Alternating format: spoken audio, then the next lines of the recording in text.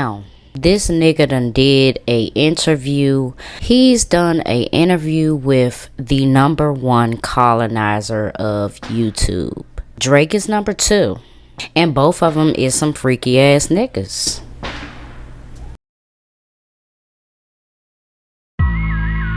Location via the fine. Alrighty. So we are gathered here today to talk about one of Pop Smoke's killers. It is July 6th. You guys will be seeing this July 7th in the morning. This is all fresh. But we will also be talking about what he had to say in his first interview. Before we get into that, let me introduce myself. My name is B. Octavia. I am 27 years old, and I'm from Washington, D.C. If you still hear fireworks, even with my microphone, some of these little niggas got money out here, apparently.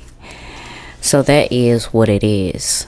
Let's jump right into the video. So as we know, rapper Pop Smoke got gunned down in a home invasion back in 2020. After 4 short years, one of the young demons that is responsible for killing Pop Smoke has been released after serving juvenile life. place.After is what he wants the world to call him. I'll call him No Star.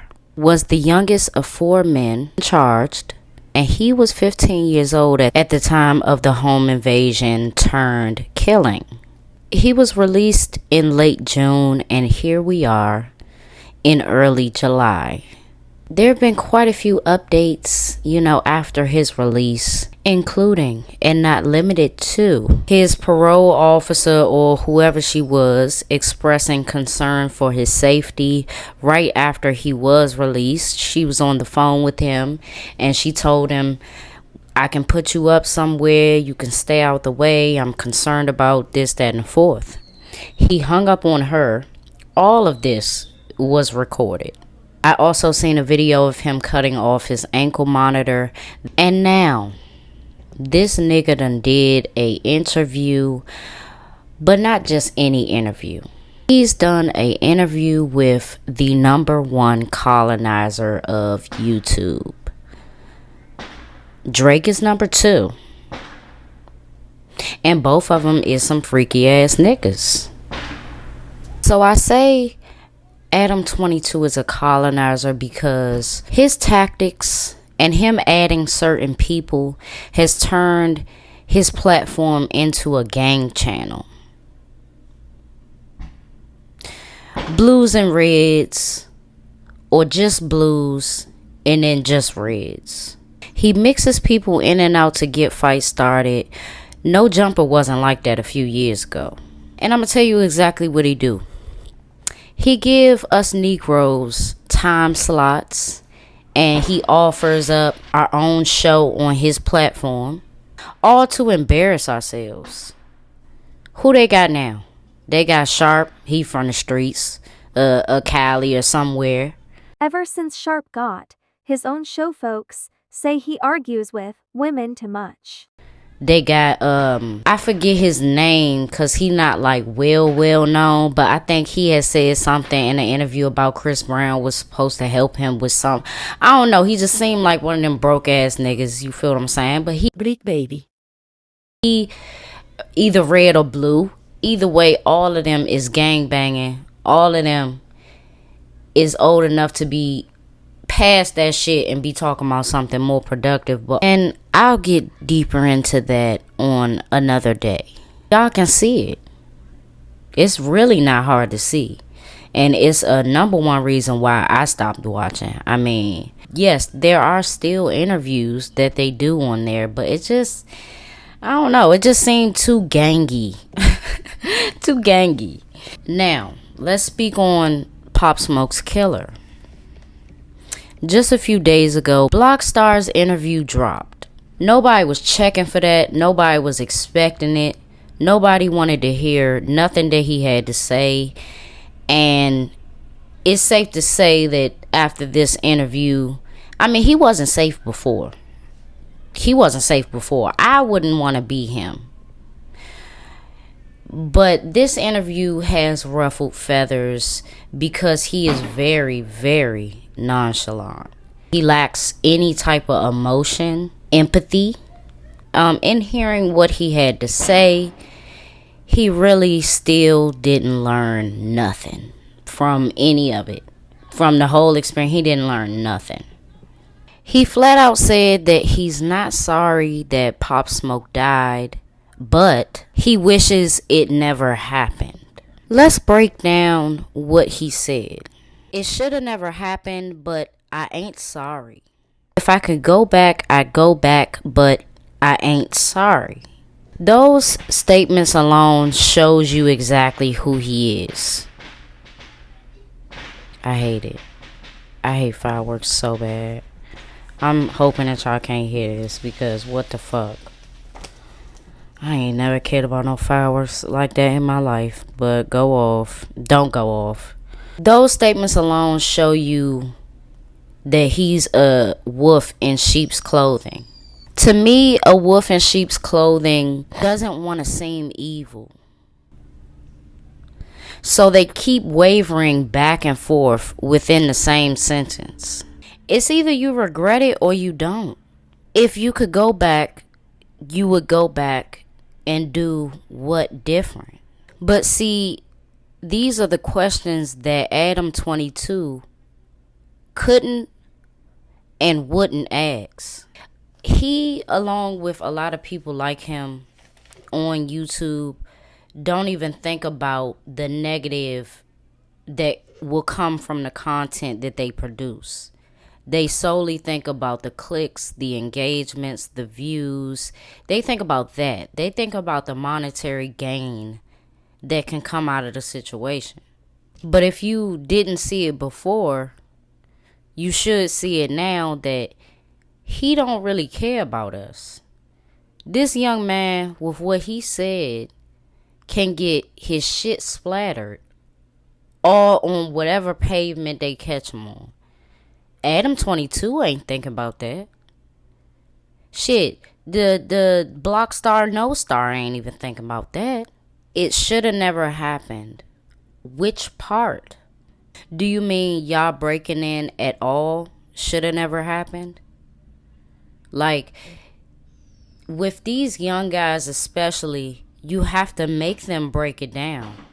The only thing that he was clear on in that interview was the fact that it wasn't an inside job. Pop Smoke's murder and the home invasion wasn't an inside job. It wasn't nobody set Pop Smoke up. That's what he was clear on. But it should have never happened, and I'm not sorry he died, but it shouldn't have happened. Like, which part are you talking about? Because you could be talking about simply not shooting him, but still taking all the stuff. This young man is quite remedial, in my opinion. So, from this interview, I have more questions than conclusions. And that's something that Adam22 does a lot. He want to talk to the killers. He want to talk to the real street people. But once they in your face and you got to ask these tough questions, you pussy. You're not going to ask it. You're just going to let the interview just coast. Block Star No Star also stated in the interview with Adam22 that his family told him growing up, you ain't sorry for nothing. Whatever you did for a reason, and stand on it. And in my opinion, you still ain't following that because you keep wavering back and forth. Say exactly what it is. If you don't feel bad, then you shouldn't regret it.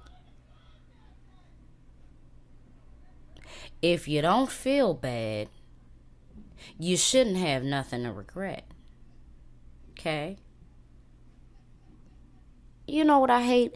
I hate when somebody don't listen to their family like all their life. And it might be a short life.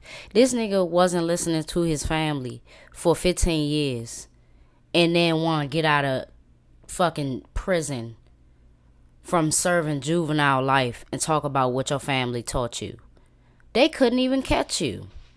They couldn't wrap a hold around your ass. Don't talk about what your family did and they failed. You failed them. They failed you.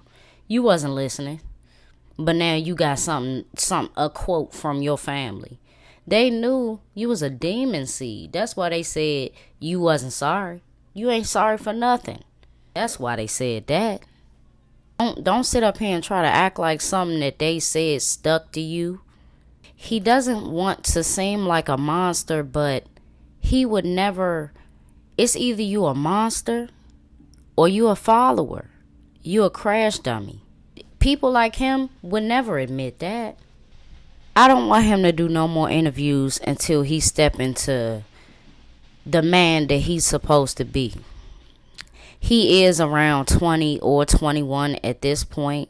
4 years and you was 15 ain't shit. And this is why. This is he. No Star, aka Block Star, is a perfect example of why juvenile life is not good enough. Once they need to lower the age all across the nation and watch these motherfuckers drop into the judicial system like flies. Drop this age so that they can have more time to be rehabilitated. Because don't get me wrong, when it comes to the juveniles, they have that time. It's certain ages where you can still grab a hold of them. It's still ages where you can get through to them.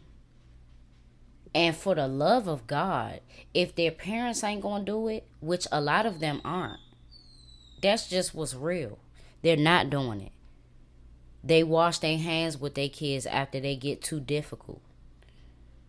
If they're not gonna do it, throw their ass in the motherfucking pen.